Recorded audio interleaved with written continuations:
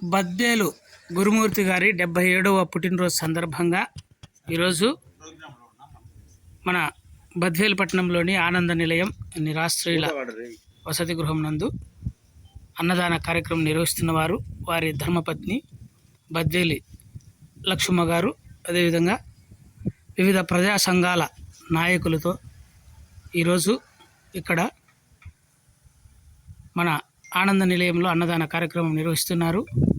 బద్వేలు గురుమూర్తి గారు అందిస్తూ అతనికి ఎన్ని విధాల ఇబ్బందులు ఉన్నా కానీ, ఆరోగ్య సమస్యలు ఉన్నా కానీ అవన్నీ పక్కన పెట్టుకొని ఖచ్చితంగా చేయాలంటే టైం ప్రకారం వచ్చి కార్యక్రమం నెరవేరుస్తారు.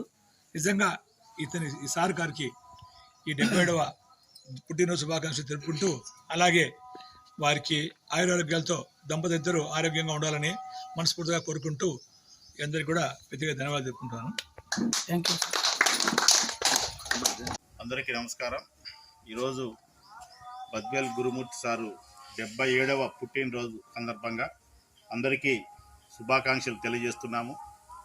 వాస్తవంగా గురుమూర్తి సారు ఆయన మాకు తెలిసినప్పటి నుంచి కూడా సుమారు 30 ఏళ్ళ నుంచి కూడా ఏదో కార్యక్రమం, ఏదో ఒక సేవా కార్యక్రమం కానీ, తర్వాత మోటివేషన్ చేసే కార్యక్రమం కానీ, మహనీయుల యొక్క స్ఫూర్తిదాయకంగా ముందుకు తీసుకుపోయే కార్యక్రమం కానీ, ప్రతి దాంట్లో ఒక మార్గదర్శకుడు ఈ జిల్లాలోనే కాదు, ఈ తెలుగు రాష్ట్రాలలోనే ఒక ముఖ్యమైన వ్యక్తులలో గురుమూర్తి సార్ కూడా ఒకరని నేను భావిస్తా నా వ్యక్తిగతంగా. ఎందుకంటే అటువంటి సేవా దృక్పథము, ఏదో ఒకటి చేయాలనే ఒక తపన, ఏదో ఒక విధానంలోకి మనమే కాదు సొసైటీలో, సమాజంలో చాలా పేదరికము, బీదరికము, అన్యాయానికి గురైనటువంటి వాళ్ళకు కూడా మనం చేదోడు బాదోడుగా ఉండాలనేటువంటి తపన ఆయనలో చాలా మెరుగ్గా ఉంటుంది.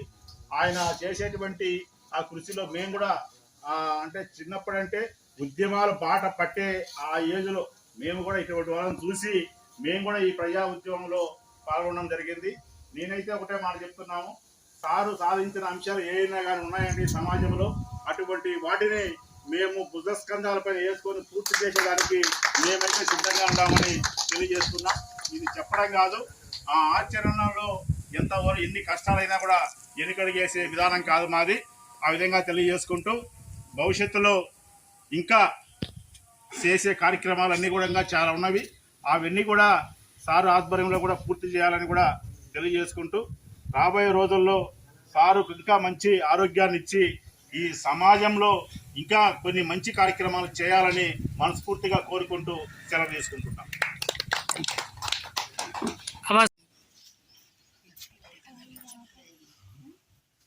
ఈరోజు నా 77వ పుట్టినరోజు సందర్భంగా మా తల్లిదండ్రులకు, అలాగే మహనీయులందరికీ కూడా పాదాభివందనాలు చేసుకుంటూ, ఇక్కడ ఉన్నటువంటి ఆశ్రమంలో ఉన్నటువంటి పెద్దలందరికీ కూడా పాదాభివందనాలు. అదేవిధంగా నేను పుట్టినరోజు చేసుకోవడం కాదు కానీ ఏదైనా ఒక సమాజానికి ఏదో చేయాలి పుట్టినరోజు సందర్భంగా, ఏదో సందర్భంగా అనేటువంటిది నా ఆలోచన.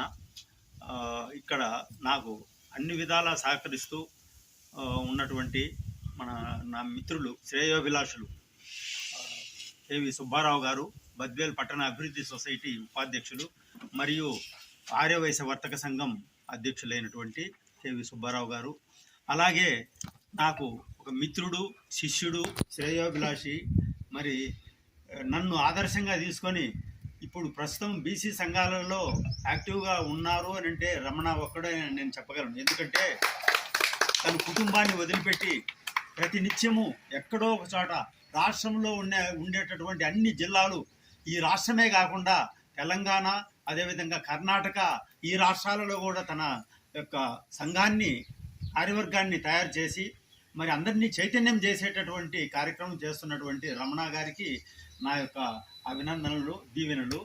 ఇంకా ఎన్నో కార్యక్రమాలు ఆయన చేయాలని, అటువంటి వారికి నా పూర్తి సహకారం. నేను ఏ సంఘంలో ఉన్నా, నేను ఆర్ కృష్ణయ్య గారి సంఘంలో ఉన్నా కూడా రమణ గారు చేసేటటువంటి మొన్న కార్యక్రమాన్ని కూడా గుంటూరు హాజరయ్యాను. ఇంకా అటువంటి కార్యక్రమాలు ఏం చేసినా కూడా అటువంటి ముందుకు వెళ్ళేటటువంటి వాళ్ళకి అందరికీ కూడా ప్రోత్సాహం చేస్తానని నేను సభాముఖంగా తెలియజేసుకుంటున్నా. అలాగే